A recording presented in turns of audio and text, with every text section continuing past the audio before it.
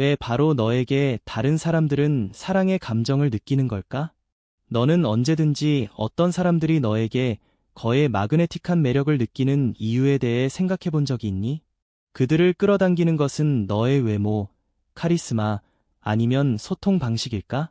아니면 어쩌면 그것 뒤에는 훨씬 더 깊고 보이지 않지만 매우 강한 어떤 것이 숨어 있을지도 몰라. 20세기의 뛰어난 심리학자 칼 융은 사랑이 우연한 현상이 아니라고 믿었다. 그의 생각에 따르면 사람들은 너를 개인으로서 사랑하는 것이 아니라 무의식적으로 너가 상징하는 것에 끌리는 것이다. 누군가가 너를 사랑하게 되는 주된 이유는 두 가지뿐이며 이 두 가지 모두 인간 심리의 가장 어둡고 신비로운 층에서 비롯된다. 이 영상에서는 융의 중요한 개념들인 애니메이션과 애니무스의 투사에 대해 살펴보고 왜 너에게 끌리는 것이 표면상의 모습이 아니라 그들이 너를 통해 내면에서 보는 것에 의해 결정되는지 이해하려고 한다. 우리는 로맨틱한 끌림을 조절하는 무의식적 메커니즘에 깊이 들어가서 너가 누군가의 사랑의 중심에 있게 되는 두 가지 핵심 이유를 밝혀낼 것이다. 이유들은 외모, 태도, 심지어 성격보다 훨씬 더 깊은 곳에 있다. 그들은 영혼의 숨겨진 구조를 기반으로 하고 있으며 그 일부는 종종 인간 자신도 모르는 것들입니다. 시작하기 전에 시간의 지혜 채널을 구독하고 텔레그램 커뮤니티에 참여하세요. 이제 시작하겠습니다. 사랑의 비밀 논리. 우리는 사랑을 갑작스럽고 예측할 수 없는 마법으로 여기곤 합니다. 마치 어디서든 불꽃이 튀는 것처럼. 그러나 칼 구스타프 융은 이것이 우연이 아니며 무의식이 만들어내는 깊은 내적 논리, 보이지 않는 질서의 표현이라고 믿었습니다.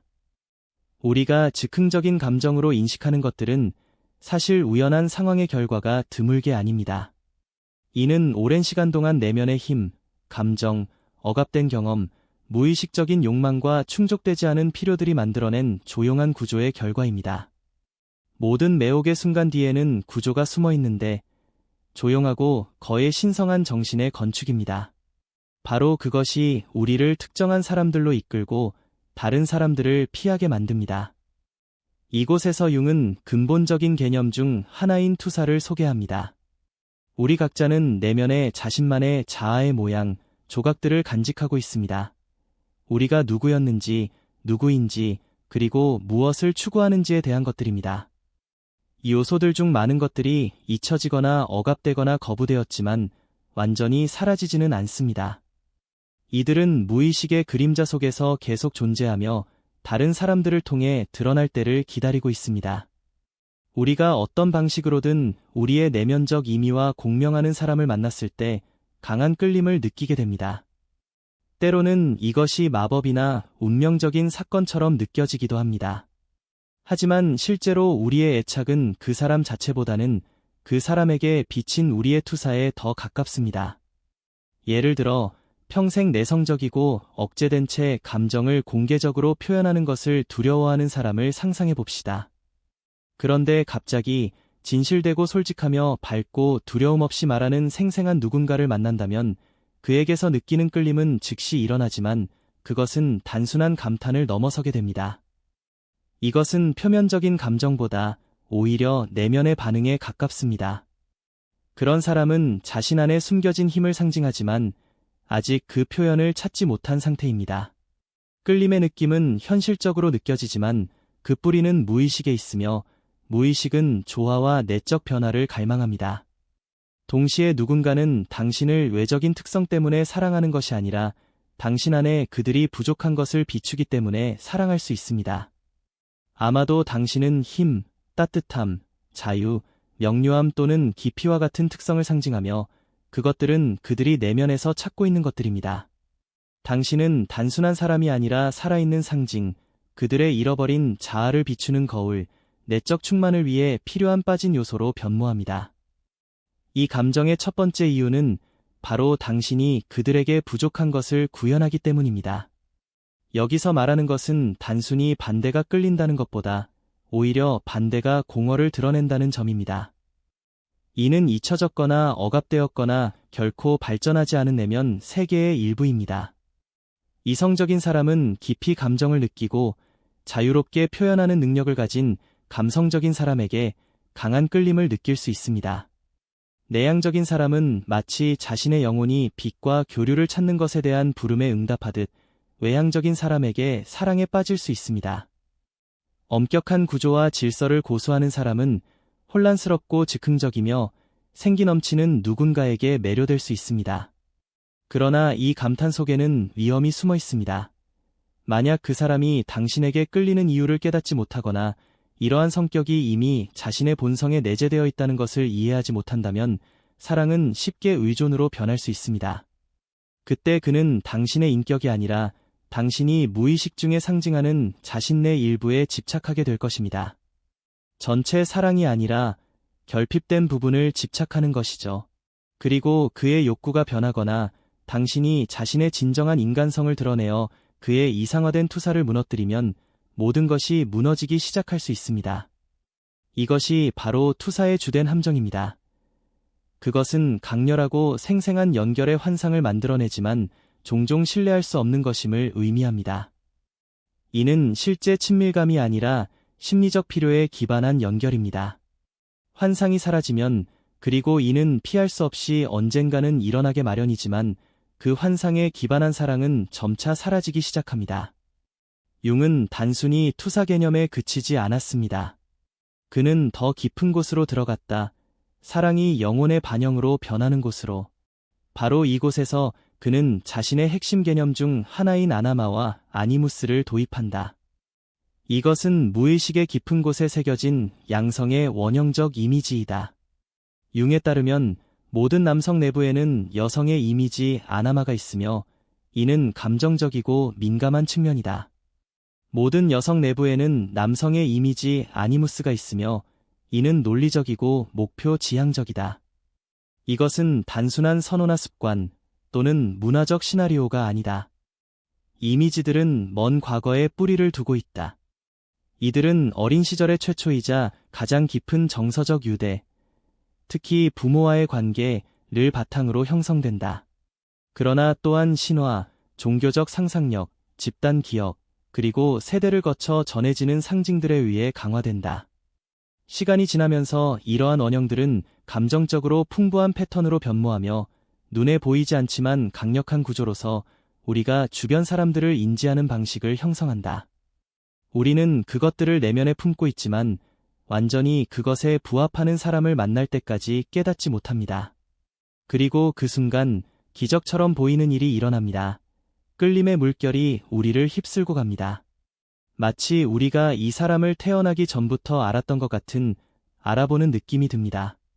이것은 만남이 아니라 기억, 각성 또는 운명과도 같습니다. 그러나 융은 경고합니다. 이것은 운명도 마법도 당신이 하나의 전체의 반쪽임을 증명하는 것도 아닙니다.